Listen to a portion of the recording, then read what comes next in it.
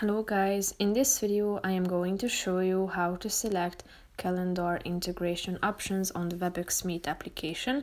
But first I just want to mention, don't forget to subscribe to my channel, because at 10,000 subscribers I am going to show you my whole YouTube revenue statistics and growth strategy, how to make money online. So let's jump into it. First of all, open the application on your phone, then tap on the settings icon in the upper left corner of the screen, then click on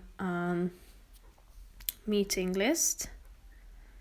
Here, as you can see, there is the calendar integration section where you have three options: Webex calendar, device calendar, and Office 365 calendar.